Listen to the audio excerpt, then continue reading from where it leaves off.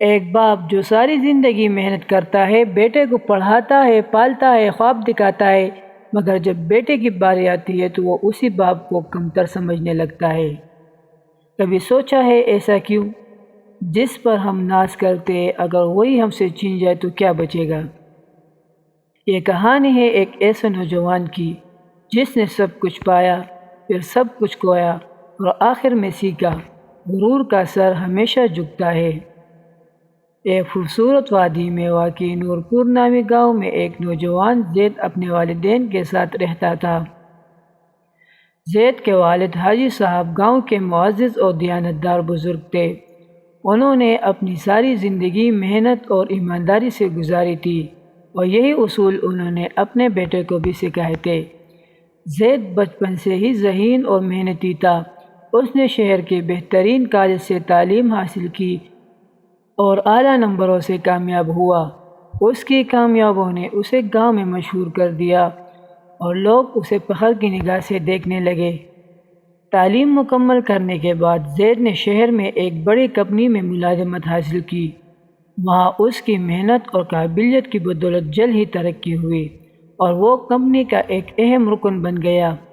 اس کامیابی نے زید کے اندر غرور پیدا کر دیا۔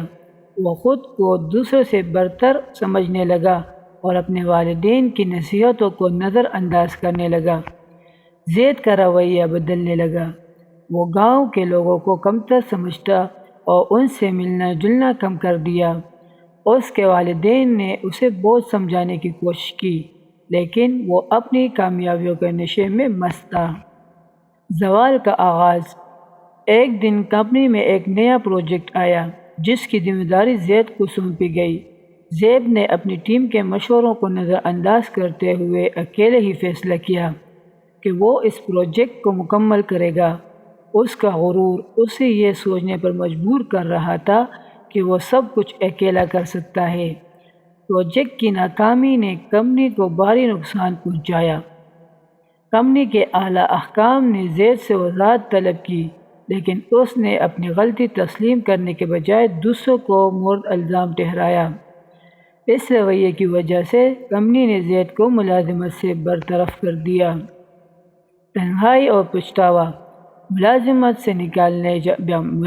سے نکالے جانے کے بعد زید شہر میں تنہا ہو گیا۔ اس کے دوستوں نے اسے کنارہ کشی اختیار کی اور وہ شدید ذہنی دباؤ کا شکار ہو گیا۔ اس نے اپنے والدین سے رابطہ کیا اور گاؤں واپس آنے کی اجازت طلب کی۔ گاؤں واپس آ کر زید نے اپنے والدین سے معافی مانگی اور اپنی غلطیوں کا اعتراف کیا۔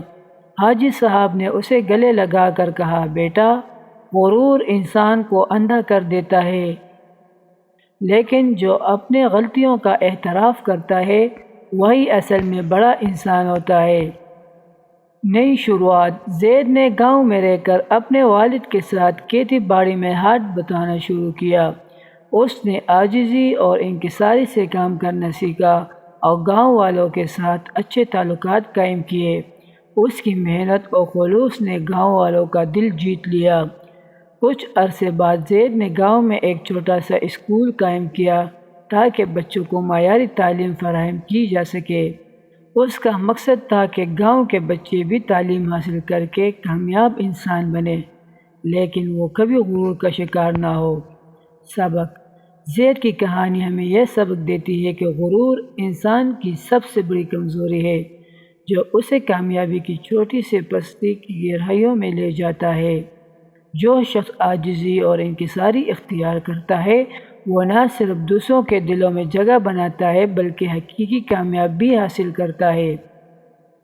نتیجہ، غرور کا سر ہمیشہ جھکتا ہے۔